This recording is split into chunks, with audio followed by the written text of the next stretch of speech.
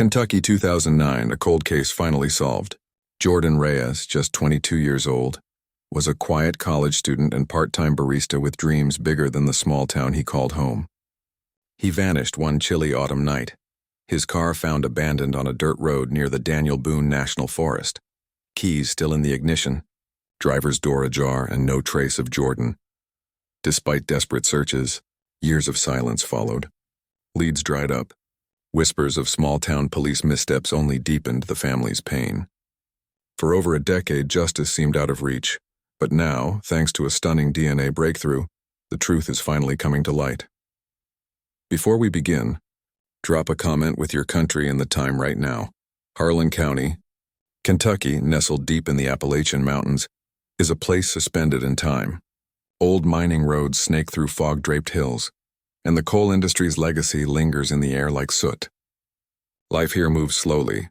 It's a county where everybody knows everybody, and secrets tend to echo longer than most want them to. Jordan Reyes was born into this world in 1987. By the time he turned 22 in 2009, he was known as a gentle, thoughtful presence in the community. He lived with his mother, Elena, in a modest clapboard house off Route 38. His father had left when Jordan was still a toddler, so it had always been just the two of them. Elena worked 2 jobs to support her son, a boy who never gave her a reason to worry. Jordan attended Southeast Kentucky Community and Technical College in Cumberland. He was studying English, inspired by authors like James Baldwin and Sylvia Plath. He spent early mornings pouring coffee at a locally owned cafe just off Main Street. He liked the stillness of opening shifts, often using the quiet hours to scribble poetry on coffee filters or napkins. His co-workers described him as quiet but kind, someone who listened more than he spoke. He was also openly gay, a reality that came with its own weight in a conservative Appalachian town. But Jordan didn't hide who he was. His friends said he carried himself with quiet pride, never combative, just unapologetically himself. He volunteered occasionally at the community library and participated in poetry readings at the local church basement. He didn't seek attention, but when he read, people listened. Still, Jordan felt the walls of Harlan closing in. He talked often of leaving Louisville, maybe even Chicago. Somewhere with bookstores open past 9, he joked once to a classmate. But family came first. His mother struggled with arthritis, and he couldn't bring himself to leave her alone, so he stayed. He studied, he worked. He dreamed. To those who knew him, Jordan seemed content, if a bit restless. He wasn't involved in anything dangerous. No drinking binges, no wild parties, no criminal record, no debt. Just a college kid with an old soul, trying to find his voice in a town that rarely made room for voices like his. The last known photo of Jordan, taken by a friend during a hiking trip that fall, shows him smiling faintly against a backdrop of golden leaves. He's wearing a worn gray hoodie, jeans, and holding a notebook. He looks peaceful, grounded, safe. There were no warning signs, no cryptic messages, no whispered threats. If anything, Jordan's life in the fall of 2009 was as ordinary as it had ever been. But something, somewhere, was stirring, something unseen. Someone had been watching, waiting, or perhaps it was all a tragic coincidence. All anyone knew was that on a cold October night, Jordan Reyes would disappear into the Kentucky hills, and the silence left behind would haunt a community for years. What could make a promising young man disappear without a trace? October 22, 2009, began like any other Thursday in Harlan County.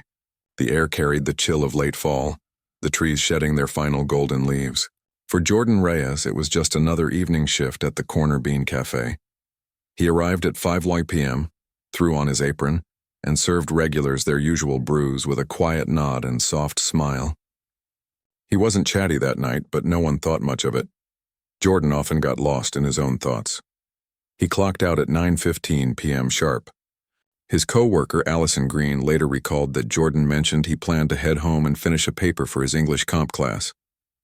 He said he wanted to turn it in early, she told investigators. He was always ahead of deadlines.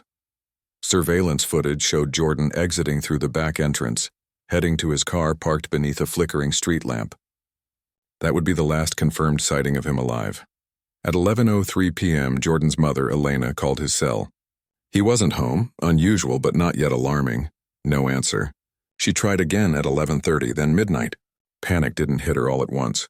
It crept in slow and nauseating. By 7 a.m., with no word and no signs of him at home, Elena reported her son missing to the Harlan County Sheriff's Office. Later that afternoon, a local farmer named Henry Booth, out checking fence lines along an old trail off Highway 221, came across something strange. At the edge of a dense stretch of woods was a 1999 silver Honda Civic.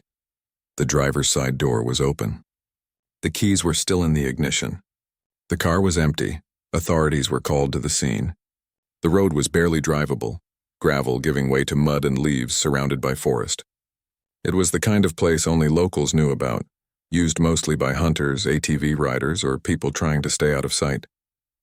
There were no tire marks besides Jordan's, no signs of a struggle. The car was locked except for the driver's door, which hung open like an unanswered question. Inside the car, investigators found a half-empty bottle of water in the cup holder and a library book in the back seat. Jordan's backpack, which usually carried his laptop, notebooks, and school materials, was missing. His phone was gone too. There was no blood, no broken glass, no indication of a crash, but something felt wrong. Everything was too still, too clean. As news of the discovery spread, the community held its breath. A college student gone missing in the hills? It didn't make sense. Jordan wasn't the type to disappear. Theories began swirling almost immediately. Some believed he had arranged to meet someone in secret. A date gone wrong, maybe someone from outside town. Others feared it was something more sinister, a hate crime or a random act of violence. A few whispered about the nearby state forest. Its winding paths and deep creeks had long been the subject of ghost stories and old mountain lore. But amid all the speculation, one question cut through the noise. Why would Jordan have driven to such an isolated place? 3 long weeks passed. Flyers had faded on telephone poles. The search teams had dwindled. The media trucks had driven away. Hope, once loud and desperate, had grown quiet. Then, on the morning of November 14, 2009, 2 hunters trekking through the dense woods east of Harlan made a discovery they would never forget. About 2 miles from where Jordan Reyes' car had been found, they noticed something that didn't belong. A patch of disturbed soil beneath a cluster of fallen branches. At first, they thought it was the work of an animal, but as one of them brushed away leaves, the unmistakable shape of a human arm emerged from the dirt. They called 911 immediately.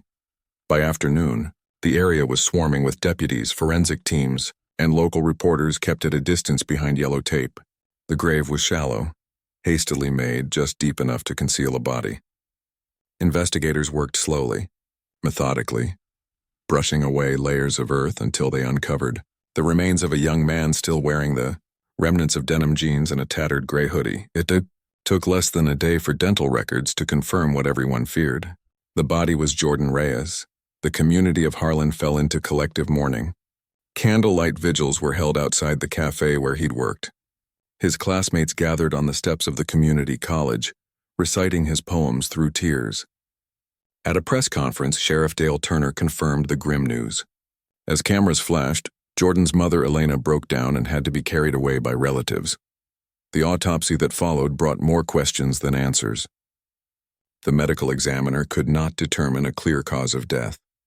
There were no gunshot wounds, no stabbings, no broken bones, no ligature marks. Toxicology came back clean. There was no evidence of drugs or alcohol in his system. His body showed minor bruising, but nothing consistent with a struggle or prolonged fight. The coroner's final report listed the manner of death as homicide by undetermined means. Investigators scoured the burial site for clues. The area was secluded, accessible only by foot or off-road vehicle. Whoever brought Jordan there had known the terrain well. Near the grave, crime scene technicians found a few curious items. Scraps of gray fabric, possibly from the hoodie Jordan had been wearing, and a small piece of plastic consistent with a fast food takeout lid. But no fingerprints, no footprints, no personal items.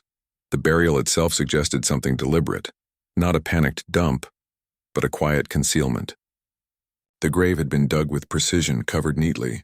It didn't look like the work of a stranger stumbling upon opportunity. It looked planned. Detectives began retracing Jordan's final hours once again.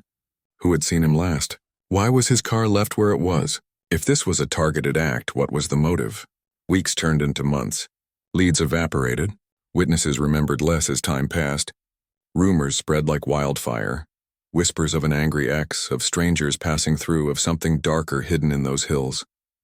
But the truth remained buried as deeply as Jordan once was.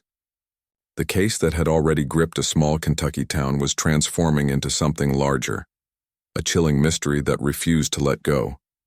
Who would kill Jordan, and why? In the days following the discovery of Jordan Reyes's body, Harlan County law enforcement threw themselves into the case. The grief that gripped the town had turned to demand. For justice, for answers, for someone to blame. Sheriff Dale Turner formed a task force, pulling in state investigators to assist. But almost immediately the case proved elusive. The first step was routine. Interview those closest to Jordan. Friends, classmates, co-workers, and teachers were all brought in for questioning. His mother sat for hours, recounting every conversation she could remember. Investigators combed through his school records, looking for any signs of trouble, missed assignments, disciplinary issues, and found nothing. Jordan's life, in every official record, was exactly what it seemed. Simple, quiet, clean. They turned to his social circle. Friends described Jordan as thoughtful and reserved, someone who didn't open up easily but who cared deeply for those close to him. There were no major falling outs, no suspicious text messages, no angry emails. His phone records offered little. The final texts sent before his disappearance were to a classmate, reminding them about an upcoming assignment. Investigators discreetly approached Jordan's dating history. A few former boyfriends, mostly brief flings from nearby towns, were contacted. Each one cooperated. Alibis checked out. Backgrounds were clean, no red flags. One name came up more than once. A man Jordan had met online the previous summer, but friends said the relationship ended amicably. Still, detectives interviewed him thoroughly. He was cooperative, remorseful even, but ultimately cleared. The investigation hit wall after wall. The media, once relentless in its coverage, began to move on. By the spring of 2010, new crimes took the spotlight. The posters bearing Jordan's face, taped to store windows and telephone poles, curled and faded under sun and rain. As months passed, even the law enforcement team began to shrink. The initial momentum slowed to a crawl. The most vocal lead detective, Tom Ellsworth, pushed hard through the first year. But when he retired in 2011, the case lost its strongest advocate. His replacement inherited a stack of dead ends and quiet files. The Reyes family, meanwhile, lived in suspended grief. Elena, Jordan's mother, kept his room untouched. His backpack, and the one never recovered, haunted her dreams. She called the sheriff's office every few weeks, hoping for updates. Eventually, the calls stopped bringing anything new. Just silence. The once active investigation became what so many feared: on a cold case. A name on a dusty shelf. Still, lingering questions refused to die. Jordan had no history of mental illness. No enemies. No criminal ties. His bank account had been untouched since the day he vanished. If robbery had been the motive, why leave the car untouched? Why bury him so carefully? Some in the community began whispering darker theories. That maybe the killer had help. That maybe someone in town knew something and was staying quiet. Others believed it was a stranger passing through. A predator who struck once and disappeared. But the deeper, unspoken fear was simpler and far more chilling. Had the killer really planned it that well? Or did they just get lucky? In the years after Jordan Reyes's murder, time in the Reyes household didn't move forward. It stood still. Elena Reyes kept her son's room just the way he had left it. The neatly made bed with navy sheets, the small desk littered with pens and worn poetry books, the gray hoodie he always wore draped over his desk chair. She vacuumed the carpet weekly, dusted the shelves. Every October 22nd, she lit a single candle in the front window and sat in silence until sunrise. Jordan's absence was a wound that refused to close. But grief didn't paralyze Elena. It propelled her. In 2011, she began speaking publicly, first at local town halls and then at regional forums. By 2013, she had become a quiet but forceful voice in Kentucky's growing conversation around LGBTQ+ safety and visibility. She spoke at community colleges, high schools, and eventually statewide advocacy conferences. She didn't just talk about her son's death. She talked about his life, his talent, his kindness. the way he made space for others. Still, the pain remained rooted in what had not been done. The unanswered questions, the unpursued leads. The fact that Jordan's killer had walked away, faceless and free. Then, in the fall of 2016, a new unit was formed by the Kentucky State Police, the Cold Case and Unsolved Crimes Task Force. Staffed by a mix of seasoned detectives and newly trained forensic analysts, the unit's mission was to breathe new life into forgotten files. Their approach was modern, incorporating digital forensics, DNA genealogy, and advanced evidence reprocessing techniques. Elena found out through a newspaper clipping. She called the next day. At first, she was told there was a backlog, that the unit was still in its infancy. But she persisted. She sent letters, showed up at town halls. She hand-delivered a packet containing every detail she had kept: timelines, notes, Jordan's dental records, even his old school essays. Her persistence paid off. In the spring of 2017, she received a call. The task force had agreed to re-examine Jordan's case. Detective Marissa Doyle, part of the new generation of investigators, was assigned the file. She read everything, twice. She interviewed Elena in person. She reviewed every photo from the crime scene, every detail from the autopsy, every scrap of clothing recovered from the gravesite. And then, she did something no one had thought to do since 2009. She ordered the physical evidence, Jordan's hoodie, jeans, and shoes, to be sent to the state's newly updated forensic lab for reprocessing using modern DNA extraction methods. At the time, it felt routine. Standard protocol. But Elena felt something stir for the first time in years. She didn't know what it was, intuition maybe, but as she stood outside the lab building and watched the evidence boxes being carried inside, she whispered to herself, "We're not done." The case file was no longer gathering dust. It was being opened, studied, examined under sharper light, and for the first time in nearly a decade, the investigation was alive again. There was no guarantee that the evidence would yield anything new. The years had not been kind to what little remained. But technology had advanced. Touch DNA, forensic genealogy, digital tracing. Tools that didn't exist in 2009 now offered possibilities. Would modern tools find something that had been missed all those years ago? In early 2018, a quiet revolution was underway inside Kentucky's cold case units. New grants had provided funding for cutting-edge forensic tools that were now breathing life into cases once thought unsolvable. Among the most promising advances was touch DNA analysis, a technique capable of isolating genetic material from the barest skin contact. A fingerprint too faint to see, a breath on fabric, a trace left behind. Detective Marissa Doyle submitted the evidence from Jordan Reyes' case, a sealed box marked Reyes, Charge 2009, to the Kentucky State Police Forensic Lab. Inside were Jordan's jeans, shoes, and the gray hoodie he had been wearing the night he disappeared. It had been carefully stored, labeled, and preserved.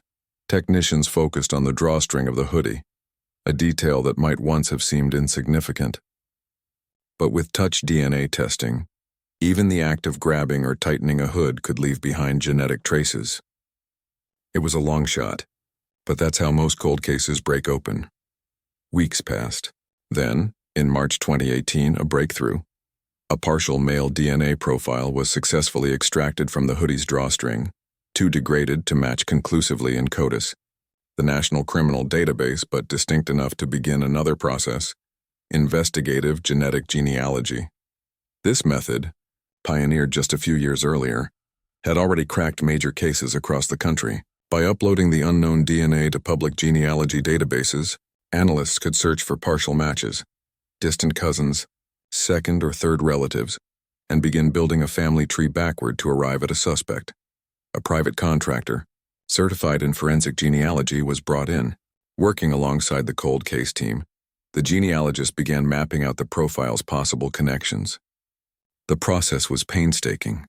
Thousands of data points, obituaries, birth records, and census reports. Names branched into dozens of directions, then narrowed as matches improved. Over the course of 2 years, the puzzle slowly took shape. By mid-2020, they had narrowed it to a handful of family lines, all originating from eastern Kentucky.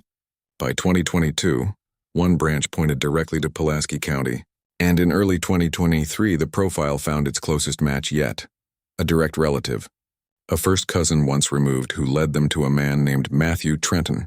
Trenton, now 42, lived in Somerset, 2 counties over.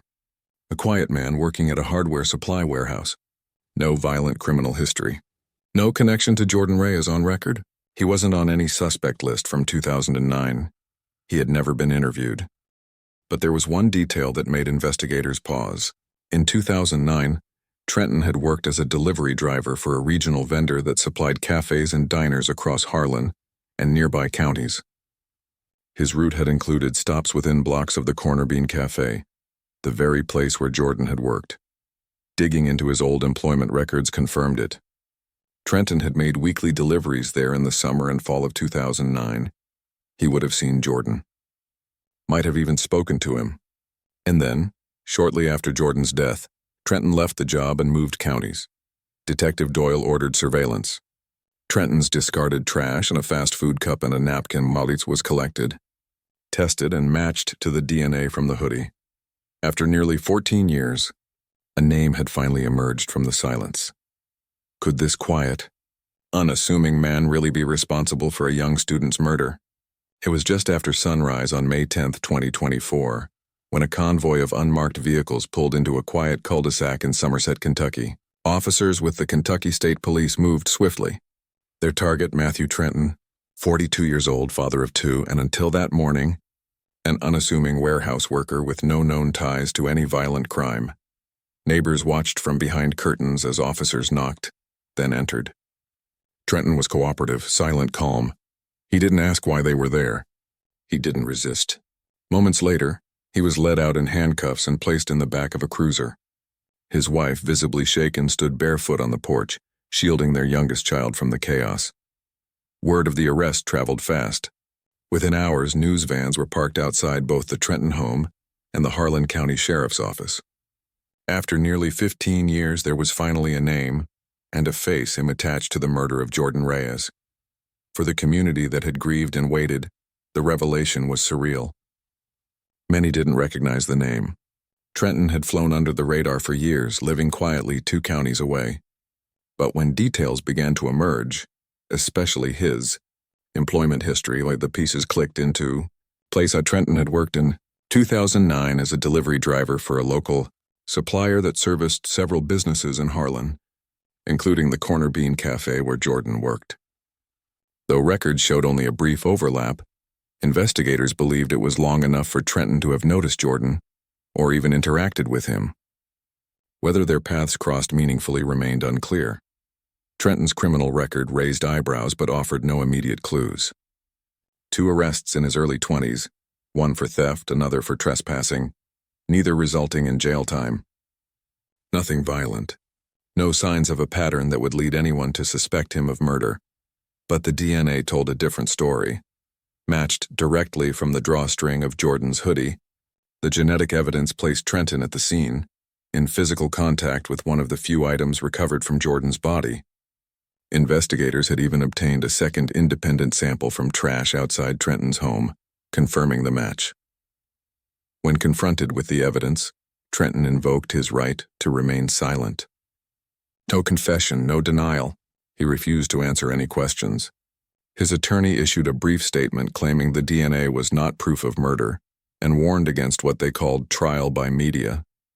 But for the Reyes family and much of Kentucky, the arrest marked a turning point.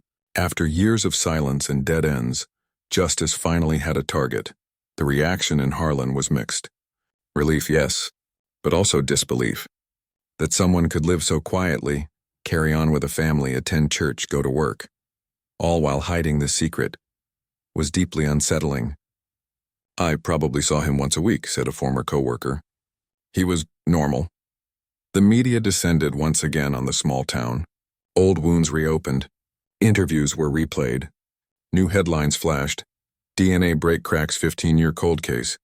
Arrest made in 2009 Harlan murder. Father of 2 linked to student's death. But while the arrest brought long-awaited answers, it also brought new questions. What had really happened that night in October 2009? Had it been premeditated or impulsive? Had Jordan known Trenton at all? And why had he remained silent all these years? The answers, it seemed, would have to come in court. What would the courtroom reveal about that night in 2009? On February 3, 2025, the Commonwealth of Kentucky v. Matthew Trenton began in a packed Harlan County courtroom. It had been nearly 16 years since Jordan Reyes disappeared, and now, at last, the weight of those years rested on the shoulders of a jury of 12. Inside the courtroom, tension was thick. Rows were filled with press, community members, Jordan's friends, and family. Elena Reyes sat in the front row, her hands clasped tightly around a folded tissue. She had waited almost 2 decades for this moment, for someone to be held accountable. The prosecution opened by painting a timeline of opportunity and proximity. They emphasized Trenton's delivery route in 2009, his unexplained departure from the job shortly after the murder, and most critically, the DNA found on the drawstring of Jordan's hoodie, a garment buried with his body. Untouched for years. For nearly 15 years? This man lived free, the lead prosecutor stated, pointing directly at Trenton. Free to raise a family. Free to build a life. Meanwhile, Jordan Reyes was buried in the woods, voiceless, forgotten, but science remembered. Over the course of the trial, the prosecution called over a dozen witnesses. Jordan's co-workers described the final night they saw him, his demeanor, his routine. Forensic experts walked the jury through the touch DNA testing process. The genealogist who traced the profile to Trenton explained the months-long investigation, detailing how family trees had narrowed to one inevitable conclusion. But the most emotional moment came when Elena Reyes took the stand. Her voice trembled as she described the night Jordan went missing, the years of silence, and the moment she learned his body had been found. "He was all I had," she said softly, her voice breaking. "He never hurt anyone. He just wanted to live, to write, to be." On cross-examination, the defense tried to dismantle the DNA evidence. They claimed possible contamination, that the hoodie had passed through too many hands. That proximity didn't prove murder. Trenton's attorney framed him as a quiet man, targeted by a flawed system grasping for closure. He didn't confess because he has nothing to confess to, the defense argued. There is no motive, no witnesses, just degraded DNA on a sweatshirt. But the jury was unmoved. The evidence, while circumstantial in some ways, painted a compelling picture. Trenton's silence, the DNA match, the lack of alternative suspects, the statistical improbability of a random match through forensic genealogy. After 3 weeks of testimony, the jury deliberated for just under 9 hours. On February 28, 2025, the verdict was delivered. Guilty of murder in the first degree. Gasps rippled through the courtroom. Elena wept, holding the hand of Jordan's aunt. Trenton showed no emotion. He stared ahead, expressionless, as if the weight of the verdict never touched him. Sentencing would follow. But the conviction alone felt like a long-awaited exhale for those who had waited years for justice. Outside the courthouse, reporters gathered. Some called it a triumph for forensic science. Others focused on the rarity of such a cold case ending in conviction. But in the midst of the noise, one question lingered in quiet hearts. But even with justice served, could the community, and Jordan's family, truly find peace? After the verdict, something changed in Harlan. Not just in the courtroom, but in the quiet corners where grief had once sat in silence.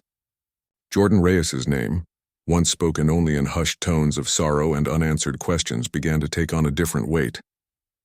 It became a symbol, not of tragedy alone, but of perseverance, memory, and justice.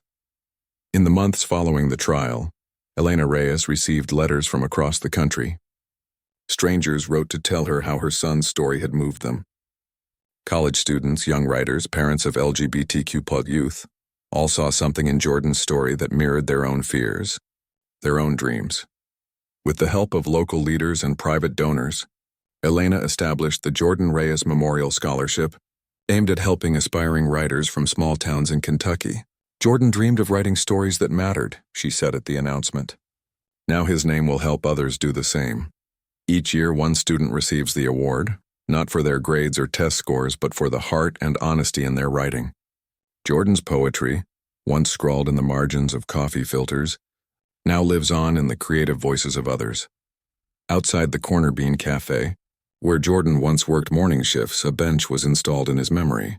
It's simple, wooden, hand-carved by a local artisan. Etched into the backrest are the words, "In memory of Jordan Reyes, dream big."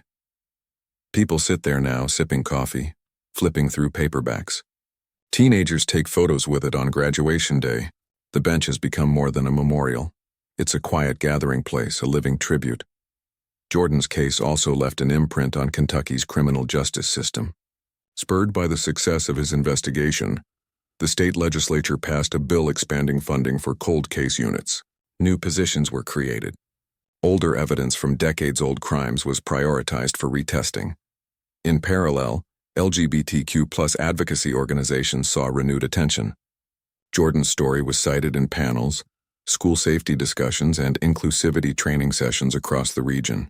His life, and the quiet dignity with which he lived it, helped fuel conversations about visibility, protection, and representation in rural communities.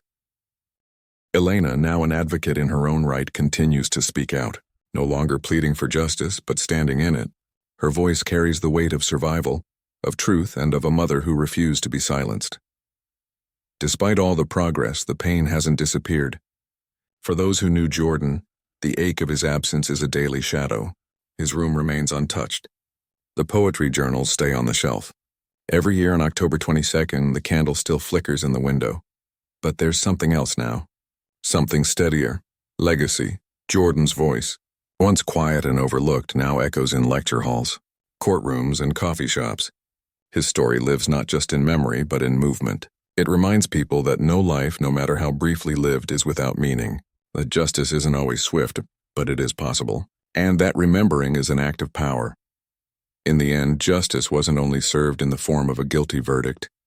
It was found in what came after, in remembrance, in reform, in resilience. Maybe justice isn't only about punishment, but about remembrance. The case of Jordan Reyes, a 22-year-old college student whose life was taken far too soon on a remote Kentucky road in 2009, no longer lingers as an open wound. It has become a scar, and scars carry stories that demand to be told. Justice, though delayed, arrived through the relentless determination of a grieving mother who refused to let her son be forgotten. Through the quiet brilliance of forensic science and a new generation of investigators who saw promise where others had seen only closed doors, the truth was finally pulled from the shadows. Jordan's name was spoken once more, this time in pursuit of justice, not in mourning. His story reminds us that cold cases are not lost. They are waiting for someone to reopen the file, reread the report, retest the evidence. They are paused pages in a larger story, and sometimes all it takes is one voice to turn the page again. Jordan Reyes was more than a victim. He was a son, a dreamer, a writer, and now his name represents progress. His case sparked reform, ignited awareness, and gave strength to others searching for answers. Let his memory be carried not just in sorrow, but in action. If you believe in justice for the forgotten, share Jordan's story. Someone somewhere is still waiting to be found.